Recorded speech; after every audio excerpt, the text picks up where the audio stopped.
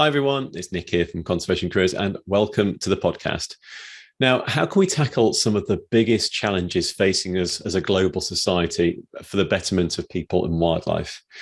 Can we really rebuild and transform economic systems in favour of human and ecological well-being?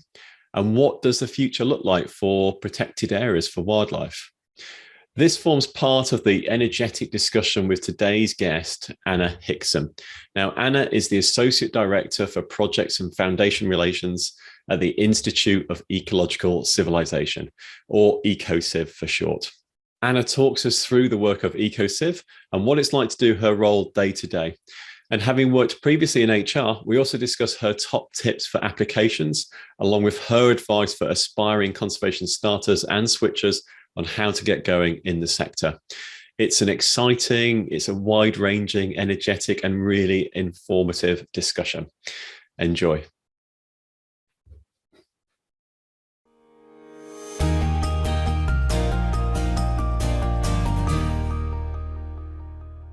So my name is Anna Hixson, and I am the Associate Director for Projects and Foundations Relations at the Institute for Ecological Civilization, EcoCiv for short, and I'll probably refer to it as EcoCiv since the other title is a bit of a mouthful. Yeah, Institute for Ecological Civilization, which I can see where you say EcoCiv. It's a lot quicker and a lot easier. My first question then is an easy, obvious one. Like, what or who is EcoCiv? Like, what? Yeah, can you describe it to us for those that don't know much about it? And what does it seek to achieve? Yeah, it's really an emerging startup nonprofit in many ways. EcoCiv's mission is to promote the long-term solutions for well-being for people and the planet. So really taking a holistic look at our relationships with the natural environment, our economic systems, and how we operate as a civilization, and looking for pathways forward that really tie in kind of an ecosystem approach to just our day-to-day lives that we veered away from as with the development of modern day society. So within that, what we do is partnership is a huge piece of our work. We really partner. If I back up a little bit, we're completely remote, which is really interesting if you think about a conservation or a ecological group. We are completely there's no remote. Head office, there's no head office. Our location is San Diego, but we are all over the globe in truth. And so we span across the US, but we also have individuals who have been working part-time in Bosnia, who are Bosnian citizens. We have individuals in Canada, and then in South Africa as well. So we are kind of all over, and we work collaboratively, using the technology that we have. So even prior to COVID, it was a space that we were trying to begin operations in, and COVID kind of then opened up more doors with newer technology and people really getting on board with this remote workspace. Yeah. And so we should probably say, by the way, you're in Iceland right now. You just showed me the view out your window of the mountains and the snow. This is sort of midsummer almost. Amazing. So you really can be based anywhere and it works. Yeah. And it's really, it's a beautiful thing. It's a funny thing to think about if you get into the depths of really contemplating what you're doing in space and time and sitting at a computer trying to work on ecological issues. But it's a very cool space to be operating in. Yeah. And within our work, our whole approach is through partnership. And so we're big on facilitating, convening, connecting, and researching ways forward. Solutions for long-term sustainability is really kind of our MO. And we've partnered with a few different organizations over the years, and currently our work is focused in the water space. It's then the biggest push because of our partnership with a nonprofit in South Africa. They are called Save Our Schools, SOS for short. And they do a lot of on the ground work for securing safe, clean water for schools and also informal settlements across South Africa. And we partnered with them right before day zero and held a large conference that looked at, okay, what do we need to do? We're running out of time, and how do we move forward? And so that kind of spurred this partnership between these two groups of, okay, we have connections, across the states to various academic institutions, global resources and knowledge. And this group is doing wonderful work on the ground, but doesn't necessarily have capacity to reach out to those global resources all the time. So where do we fit in? Where can we be the best support? And so we worked with them to identify a pathway forward, which was creating this online platform called the W12 Plus Blueprint, which was one of my main projects. And it opens up the doors of, best practices and solutions for urban water security solutions and challenges. So trying to create a space where these global resources and knowledge can be easily shared in common language and in low resource settings and on this online platform. And so by supporting kind of local leaders who are doing things and identifying, okay, this is one way forward, we have worked with them to see that this was something that was needed. And then with that, then we tried to connect other leaders to this platform or other groups to this platform. And so within that, we've then branched out. So our main partner for our water program is this SOS in South Africa. And we, within that, have created W12 Plus, which is EcoCiv's water program. Mm-hmm. And we're now working across South Sudan and in Egypt with kind of that same method of we're identifying local leaders that we've found through partnership with other organizations and have just been informed these individuals are doing wonderful work. Mm-hmm. And we're like, okay, let's chat to them, see, what do they need? Where do they want to go to really envision a long-term sustainable future? What does that look like? And how can we support them getting there? Right. And then connecting those leaders with, again, global resources and knowledge. And we do that through roundtable workshops, bringing in government from, national government, local government, as well as external institutions, researchers, just to kind of talk about the topics that are right in front of them and identify potential projects and movement forward. So, for example, in South Sudan, we have been a partner with Water for South Sudan, an absolutely wonderful organization. And their background has been building wells across South Sudan for immediate water access. Mm-hmm. And it was started by Salva Dut, who was a lost boy in South Sudan and had moved to the States and decided to go back to South Sudan to do a lot of work. And there's a book about him, A Long Walk to Water, which I would recommend reading.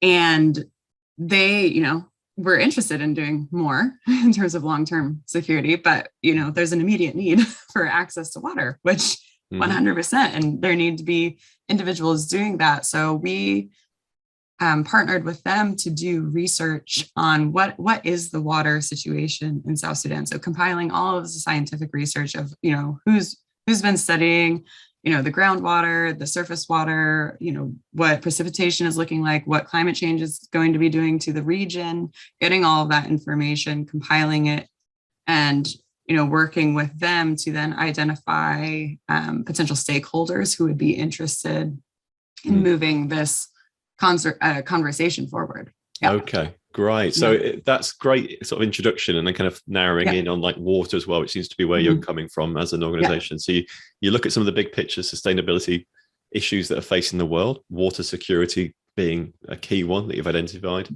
Yeah. You then find some people that are doing some great work that need support. You connect them to others who can help them from elsewhere. So you're like a connection organization. Yeah. And then you convene, bring people together, build a successful project, and then replicate that elsewhere, sort of sharing lessons and creating sort of wider programs of work around it. I hope I'm paraphrasing that right. How does this sort of fit in then to sort of wildlife conservation and sort of ecosystem work as well? I mean, are there ambitions and programs around that? Yeah, definitely. So we have a few emerging spaces, conservation economies being one. So working with organizations that are trying to move away from the stronghold of fortress conservation, which has been, known across the globe, of just removing people from place and keeping a wild space as a wild space when we're disregarding indigenous communities who had lived there and all of the work and stewardship that has gone along with, these former inhabitants, and then trying to reintroduce those individuals back into the space of monitoring, wildlife, as well as creating an economic system around that is a value add, not only for, biodiversity conservation, but for livelihoods of these groups. Bring that to life for me a little bit more. I think I'm following you. So fortress conservation, something where traditionally you'd go in and say, right, this area is going to be protected now, almost ring fenced, but maybe not literally. In some cases, maybe. At that point, local communities who've lived there for however long may even be removed out of that system. Their rights have been overlooked in replace for just wildlife. And now you're looking to bring people back in to help conserve that land, but also to give them livelihoods back and link to sort of economies. Do you have any examples of that working on the ground? Yeah, we're not. So this is a very emerging space where we're not directly on the ground. Well, EcoCiv as a whole is never directly on the ground, but we right now are about to hold our workshop actually on conservation economies in early this next month, in early June. And so where we're gathering stakeholders who are operating in the conservation space and who are looking to both groups that are led by Indigenous communities. We have a lot of contacts within the African continent, and so there are a lot of groups there who are, there's a group within the Maasai community who they're going through training to then train rangers, so that then those in the Maasai community can be active members in like park services and all of that sort of stuff. Right. But there's other ways to go about it as well. And so we'll be holding this roundtable. I think it's a 2-day roundtable with about 90 minutes each, kind of discussing, what does this actually look like if we're moving forward towards a new conservation model rather than exclusion? How is it that we, as human populations and also Indigenous population who have managed these lands for centuries without us, how can we bring that back into modern day society where there's evaluation for economies as well as general livelihoods and just sustainability of our natural spaces. So it's really exciting. It's going to be very interesting to see, having conversations with those in the conservation space that do actively do things, thinking of like national parks and kind of how in the US and the exclusion model that's there, how would those look different if we had incorporated the rich traditional ecological knowledge that we have, and what those spaces would be like today. And I guess it's sort of classic community-based conservation, which is a rapidly evolving field, and trying to unlock livelihoods and income streams for local people that also ideally protect wildlife too at the same time. And ecotourism and game rangers and wardens are a really obvious route that can work really well. But there must be other income streams that can be unlocked, and understanding what they might be. And that's the tricky part too. And I think, I've lived in a few places where tourism has been, the main economic stronghold, but it's so, we can see with COVID, it's so volatile.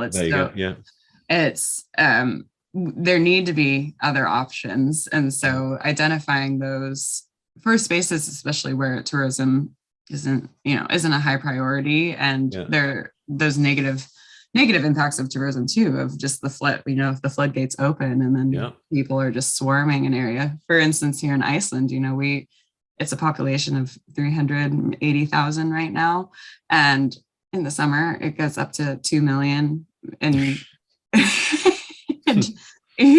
that's a huge impact on the landscape. That's a huge impact on the wildlife. It's crazy. So thinking about that in these in other spaces across the globe, how can we do it differently? So it'll be exciting to see. I don't have the answers right now, so it'll be exciting to see where community-based conservation. We went for conservation economies because trying to identify a name that really ties everything together in that space. It's been difficult, but there has been some individuals who have enjoyed kind of looking at conservation economies as the way forward, but will that really be just community-based conservation? There was wildlife economies as well as a focus. So trying to find a common term that will be universal globally too, even to discuss these topics will be part of the conversation. And I think it even shows like the way you're talking, this is evolving. You're trying to figure this out. This isn't like a set model that's worked for decades that we're just rolling out. It's kind of an evolving field, and we're trying to figure this stuff out. And even the term hasn't sort of settled down yet. Yeah. Do you work with economists as well? Are they sort of part of the kind of wider network? Because their skill set is quite important in this arena. Very much so. Within this space, I do believe that they'll be a part of that, stakeholder roundtable to kind of see if we're moving projects forward, which will be key pieces of projects.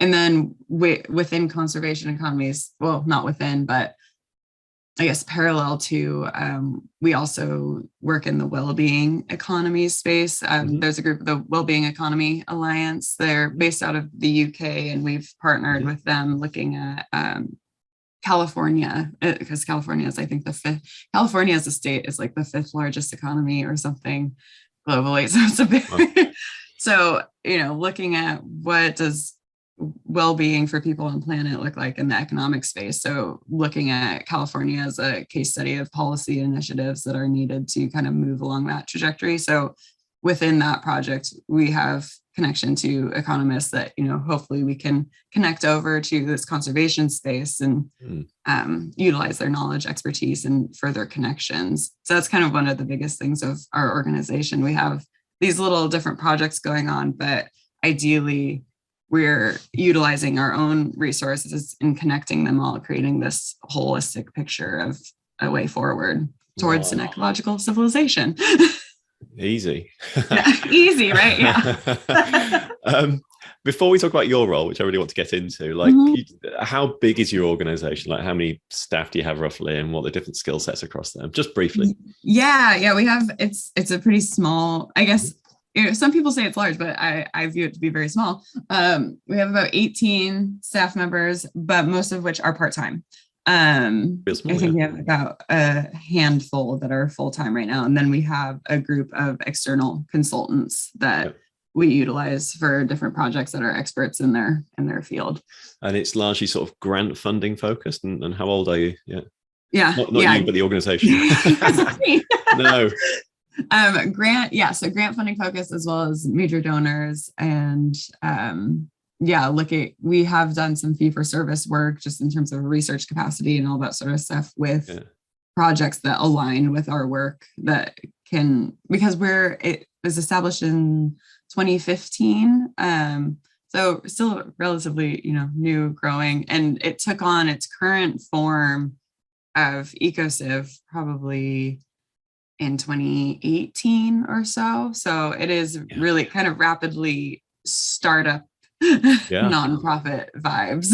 Yeah, absolutely. Which is only 4 years ago as we're chatting. So still quite fresh, still growing. Yeah. Exciting. Right. Well, let's talk about your work then, Anna, your particular job. If I've got this right, I've got it written down here. Associate Director, Projects and Foundations Relations. Have I got that right? Yes. Bingo. What does that mean? Tell us what it is you do.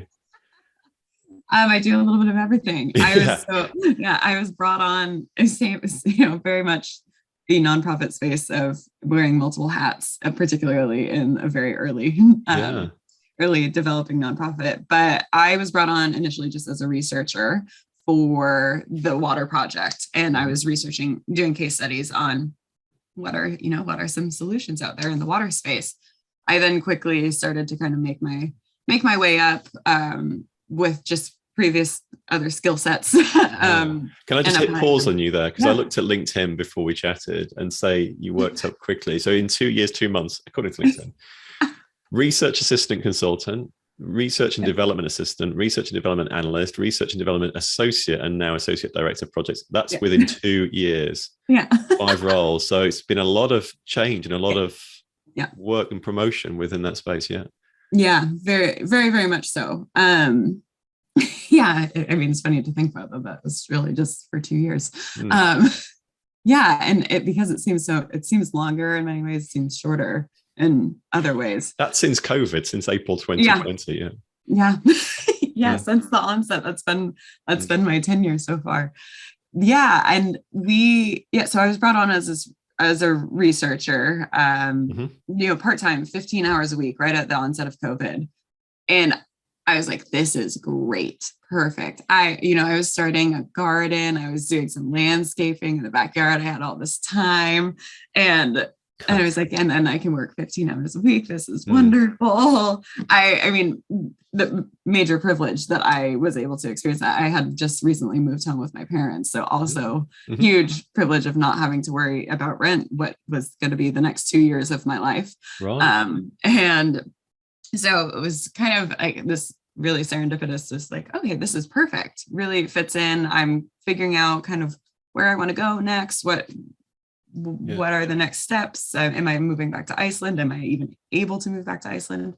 But within that researching phase, they were then, I was doing just a lot of writing all the time, which isn't particularly my strong suit. It was great to do more work in that space and just get better at it, frankly. But then we were looking at exploring, kind of diving into the grant space, because at that time, EcoCiv was more major donor focused. And so looking to branch out into foundations and grant work. So they asked me if I would be interested in that. And I was very much open. So that kind of opened that doorway, because I had done some grant work, but just for myself as a student. It was never really organization focused. So that would be about developing a project, putting a grant application together, finding a donor, submitting it, getting some money in, doing the project. Exactly. And then from there, we were able to, secure some more funds. So then I was able to bump up hour-wise. I then took on the role of, I mentioned the W12. So you sort of funded yourself in many respects there. The project. Yeah, that's the way to do it right now. I then took on the role of kind of ownership of the W12 Plus Blueprint, which is that online platform that I mentioned of kind of sharing urban water security solutions. I have no computer science background whatsoever, but I owned that and built the platform with using Salesforce technology. And so I was spending time learning the ins and outs of what that looked like. How do we create something that is useful, and what sort of information do we need? So before that, I was writing all the case studies, and now I was putting all these case studies out there to the world, hopefully in a way that are easy to read and useful for people, and building the platform behind that. So that was kind of, I became the project lead for that particular space, and then continued to kind of work across the organization as I was building out the blueprint in the foundation space, looking at other projects, trying to identify, okay, what are the goals of this project? How should we be moving forward? What is it that you're looking to do? Who are we working with? What is it that they want to do? One of EcoCiv's approaches is visioning, backcasting, and road mapping. So within our projects, I was playing the role of, okay, at the end of this, what do we want this project to look like? And then working with all the projects to create steps to get there, that which included funding, partnership development, and all of those key pieces. So I wouldn't say it was an overly natural progression of work from research into development, but I kind of recognized my own skill set of weaving. I mentioned earlier, I have a very lateral brain. So when I hear of this project doing this, and water working with this partner who is interested, who's really focused on economic development, and then I'm like, well, shouldn't we connect our wellbeing economies to our water project and ensure that they're talking to one another and connecting on those partnerships and moving forward, if it's a better funding opportunity, if it's a better partnership opportunity. So I then started kind of taking the elevator up and getting a bird's eye view of the organization and the pieces that were at play, and trying to piece them together in a more I guess, systematic and efficient way to kind of get to achieve our goals was really the biggest thing. So there's a lot of skills going on in all that. Yeah, a lot of skill, also skill development too. Not all of them natural. So you've got like project development, which is a skill in itself, fundraising, which is a really vital skill, and there's sort of project management as well, in sort of, and also just in terms of like partnership building and maybe sort of, I guess, vision strategy, of building as well. You're saying take the elevator up, sort of seeing the bigger picture and understanding how things fit together in that sort of lateral, brain that you seem to have. Like, I'd really like to know a bit more about the job you're doing right now. So we've heard about the path that you've taken and all the things that have gone on and led you into it. And it sounds like you've really made the most of opportunities that have been in front of you and kept exploring and rising and developing. What is your job right now? I mean, how would you describe it to, your grandma or someone who doesn't fully understand, what it is you do? Exactly. Currently, I'm basically putting in place processes and strategies for all of EcoCiv's projects and programs to pursue funding opportunities and the necessary pieces that each project needs to have in place to be able to do that. So working with all project leads to identify funding opportunities, to ensure that their project has been thought through to the point of where it can receive funding, then pursuing those opportunities and following up and reaching out to partners, being a consultant for all projects as they do their own partnership development as well, of how do we discuss this with so and so, they seem a little off put, and what are the skills and what sort of conversation style should you be having. So I do that in addition to working directly with our grant consultant who works with our project leads. So I kind of manage those relationships in terms of just refining our grant writing style and how we talk about EcoCiv and our projects. And then I also work directly with the president president of EcoCiv on, our strategy externally of, who should he be talking to? How should he be talking about EcoCiv? What are the things that we can be talking about right now in terms of our projects? And, kind of talk about how excited we can be about the work we're doing and sharing that with external parties. So I kind of circle around all projects in addition to still maintaining, working on the blueprint and the water project. So I circle around everything, and then I still kind of have that as my my side that I do on my own, but collaboratively with the rest of the water team. Got you. Yeah. I guess one term for what you do is development, is often called development, isn't there? Which is often like a fundraising development. Like, how do we grow? What are the projects we need to fund? How are we going to fund it? But then is your line then drawn that once a project starts and is funding, then someone else is managing that? Yes. You're the growth engine, really, in the system. And the strategy behind how to get there.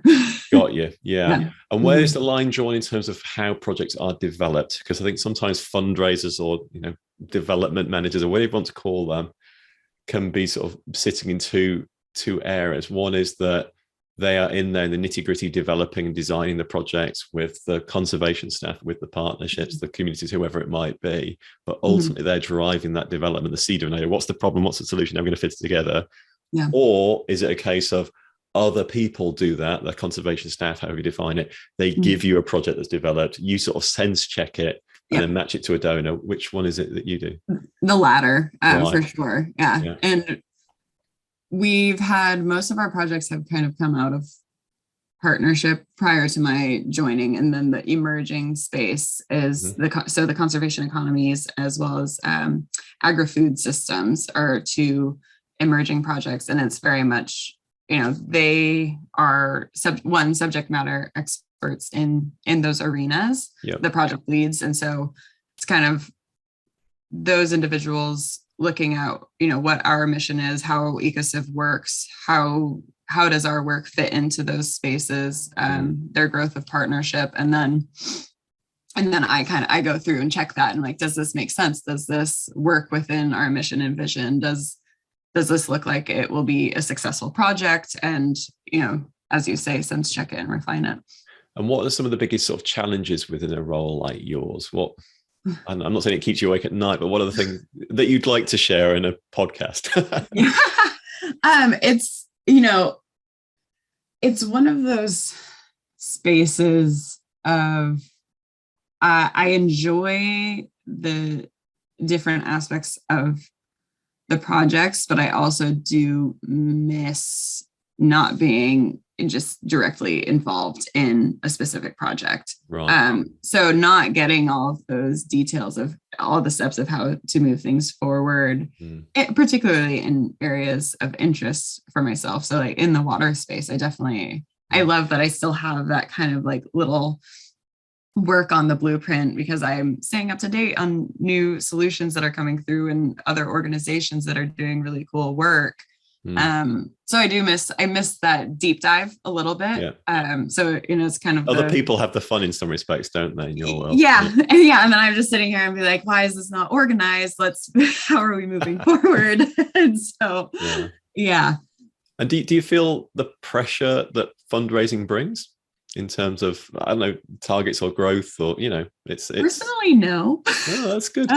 Yeah. And I don't know if that's a personality trait or what, but yeah, I haven't felt that pressure. There obviously, like most nonprofits, there is very much that pressure for growth, but I feel pretty strongly in terms of our project leads capabilities of being able to present projects, because this is a space of, this approach to kind of like, in many ways, like refined development of partnering with local leaders and then bringing in global resources and knowledge, that it's a space when we speak with partners or potential partners that people are very excited about. And doing that across particularly, basic needs of, water and agri-food systems, food production, but also in a sustainable, conservation focused way, and how in conservation economies, even how all of those things tie together and within EcoCiv is really important. So I think how all of our project leads are able to communicate about their work and how excited they are, it gets people on board. And so I feel strongly that we'll be successful in that. And we've really just kicked into gear our grant seeking probably in the past 10 months or so. And we've been successful. Obviously more success needs to occur, but there are good prospects in the future. So far, so good. That's great to hear. Yeah. So if people are listening to this and they're kind of thinking, this sounds great, this sounds fun, Anna's clearly having a good time and working for a great organization, like two things. One is like, when you look back at your career, what have been the key aspects that have allowed you to achieve and have the success that you're currently having in your career? Like what have been the key things you had to rebuild your career? You'd make sure they were in there. And off the back of that, what advice would you give other people who are listening to this, thinking, I'd really like to follow in your footsteps or have a similar career path? Yeah. I bundled two questions in one there. Yeah. For the first one, I've always found that persistence is key. If you really want to do something, it's really important to really push for it. My first job out of my undergrad, I just really wanted to work for this particular company in Seattle. And I was like, I'm going to find a way. And I was applying for various jobs, was getting turned down, continued to apply, had some phone interviews, still got turned down. But because they had gotten to know me, a job in human resources, which I knew nothing about, and in recruiting came up, and they were like, would you be interested in doing this? I said, yes, I would, because I just really want to work here. Right. And what was the organization? So that was Vulcan Inc. It was Paul Allen's company. They had a production company, they had a conservation, like philanthropic arm. They were doing a lot of work for Ebola in Africa at the time. And that's right when I graduated from my undergrad. And that's actually the initial job that I applied for and was very excited about. And so they spanned a lot of just areas that I was very interested in. They had a production company doing wildlife documentaries and films about climate change, and racing extinction was one of those. And so just like a really dynamic company that I knew had a lot of really smart people that I just wanted to be surrounded by. So you had a target and you stuck at it. You're persistent, you're resilient. Yeah. And within that, I think also being adaptable, but like adaptable to a degree, not compromising on your values or anything along those lines, or but being okay with your trajectory to your career moving forward, having it meander a little bit, having it be like a river in terms of where it's going, and because you're still going to learn so much along the way. The skills that I learned in human resources and in the recruiting space have been so valuable for every job search I've had since then, and just my work across departments and organizations, because I worked across this entire organization with different people. And so I would love to ask about that then. So what did you learn through being in HR that's allowed you to be a better job hunter? Yeah, I read so many resumes. So many resumes. I saw how, hiring managers would interact with particular candidates based on how they're approached by, their cover letters, their persistence. There's a degree of persistence that can be too much, particularly in the job hunting space, but kind of finding that sweet spot and really playing up your strengths in particularly in interviews, being able to play up your strengths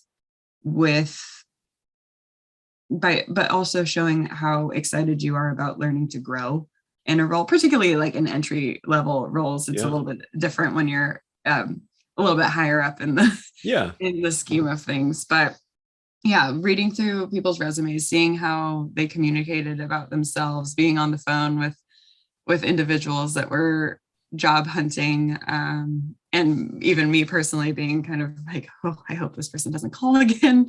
Like, they've called a few times, we don't have any positions that are relevant, or I've heard that this is not, the hiring manager isn't wanting to move forward with this individual.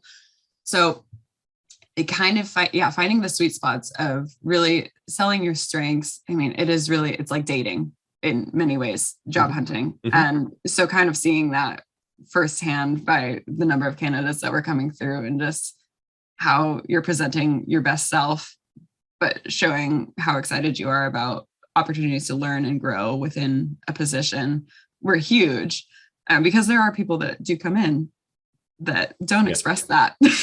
And that's a problem for a lot of hiring managers, and when they see that. Quickly, like, what are the biggest mistakes people make in their applications? What did you see, like, the don't do's? On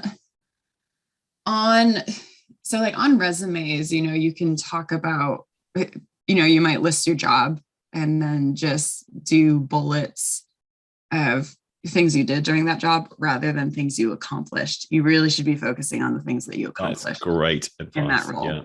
Yeah. That's huge. Think about the achievements and the results and the outcomes, because they sell so much better than I did this. As a result of that, this happened. And I even fall into that trap when I redo my resume, and I'm like, oh, I need to actually go back and be like, what actually came? I'm saying I did this, but what came of that? That's definitely a big one. I would say actually probably the biggest one, because people look at resumes for such a quick, it's a quick instance. And if something doesn't jump out at them, and redoing cover letters, reusing cover letters is okay, but really ensuring that you are catering it to the job that you're applying for and the organization, really. Even speaking more to how you align with the organization, because if it's just the job, there are a lot of jobs that are very similar, and people know that you're you can be reusing those if you're not mentioning anything relevant to the organization's mission or vision or how you feel that you would be contributing to it. Yeah. And I guess get across in a non-cheesy way your passion and excitement for what the job is. Yeah. Very much so. Yeah. That can be missed in interviews too with nerves, I think, too. Smiling and being happy goes a long way. And enthusiastic. Yes. Yeah. Great. Circling back then, what advice would you give someone listening who really wants to work within wildlife conservation? Maybe, two big audiences for us is one would be students or job seekers. So, looking to secure their first job, paying job as a conservationist. We also talk to career switchers, people mid-career looking to switch from outside the sector in. Yeah. Have you got advice for those types of people? Like what's important for them to understand? Definitely. One, there is a job for everything, which I'm kind of case in point right now of working remotely in this space, that you don't necessarily have to be directly on the ground to be actively contributing to conservation and, work that is hopefully supporting the well-being of people on the planet. And one of the main reasons I'm actually in this remote space is after graduating with my graduate degree, I wanted to be a field technician and just be out in the environment. But at the time I was diagnosed with an autoimmune disease that made it almost impossible for me to walk in periods of time. So I felt extremely uncomfortable being out in those environments, particularly as a woman. And then this added stress of not knowing if I, could fulfill those requirements of carrying 50 pounds of being out in the field and doing gathering salmon samples and all of that sort of work. So I started looking a little bit more to the space of remote work prior to COVID, and found that there is so much going on with nonprofit work, with larger organizations who are now, trying to fill their ESGs. There is work that can be done that is not directly in the environment that you want to be in or that you desire to be in, but you can still be working to help and support it is definitely one piece. And also being open to opportunities in this space. It's, there's a lot of controversy around taking internships and, wildlife conservation, particularly if they're unpaid, because it's very, very easy to get people because experience goes such a long way in this world. But I would be hesitant to just jump on the first internship bandwagon that you do see, particularly if it is unpaid, because your work is important and you should be compensated for it. And I think holding that true to yourself and your time and value that you're going to be contributing to this space, and kind of holding on to that. And there are educational opportunities and internship work that is paid. So, finding those and taking the time to find those, we in today's society really try to rush, I think, to get the particular job that we want and or need, but every job you have contributes to skills that are going to be applicable somewhere in the future. So if you're working at a coffee shop right now and then you want to be a field technician, it's not something you have to rush into. It's something that you can take a little bit of time, gather, you're going to have people management skills, you're going to have time management skills, all of those things that can be applied later on, and finding the position that works for you in terms of compensation, in terms of safety, in terms of location, whatever it might be, in terms of your values that you want to hold on to. Great. So be resilient, be persistent, understand there's lots of different jobs out there and they can be quite flexible and diverse, but have a plan, but also be flexible, allow your river to meander, and also take your time, don't rush. Great advice. Tick, tick, tick. Bish, bash, there are many things. Many things that are pressing time-wise, as we know, with working in this space. But our internal clocks that we try to speed up all the time. It doesn't benefit many people when we try to do that, including ourselves. And I'd really like to sort of round off the discussion by hearing about, what are some of the best bits of working in wildlife conservation or related, paint us a picture of what you enjoy about this career and what others could enjoy too. Constantly learning is probably the biggest thing. I'm constantly surrounded by people that are smarter than me, and I love it because I am learning something new every day, every day via Zoom right now.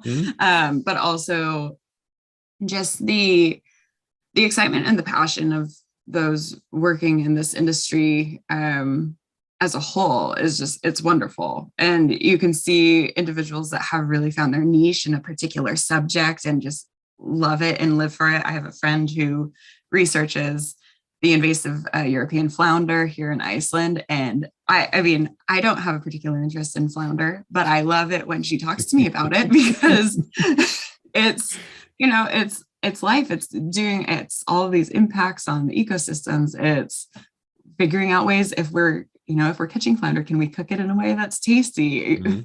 All of these things that you can start to think about that you might not have otherwise. So that's definitely one piece. And I think the consistent learning has allowed me, I'll actually be starting a PhD in the fall, as kind of brought in working in this space in EcoCiv, as well as just my interests prior to EcoCiv have kind of rounded out my interest in terms of this holistic approach of looking at, environmental solutions to mitigate public health crises, as we're seeing with, the growth of what COVID has done, particularly in the infectious disease space. And if we see ways that we can do things like habitat restoration as solution-minded approaches to mitigate these risks, they're there, but we've been so siloed for so long. So EcoCiv has kind of brought that picture of let's tie everything back together, and has allowed me to kind of formulate how I'll be moving forward in that space, which is really exciting because, it wasn't necessarily something I thought of before. So yeah, constantly learning from all of those around me and being able to feel like you're part of something that's bigger than yourself. Because if you're positively impacting the environment, it's not just for you, it's for everything that's living there. And that's pretty cool. It certainly is. Yeah, it's great. And it's been really nice talking to you and hearing about your work and where the organization's going, where you're going. Seems to be Dr. Anna Hixson. Maybe one day. Yeah, and not too distant. That's really exciting. Thank you so much for your time, for jumping on the podcast. If people want to find out a little bit more about you, your work, or the organization, where should we send them? Yeah, definitely. EcoCiv.org is our website, and then that's probably the main spot. I'm on, Twitter and that sort of stuff, but I'm not active, so I wouldn't recommend those spaces. But EcoCiv.org for our work, and that connects you to also our particular water work and the blueprint that I have developed. And definitely, there's an email on the website. Feel free to send me an email. Wonderful. Yeah. Anna, thanks again for chatting. Thank you so much.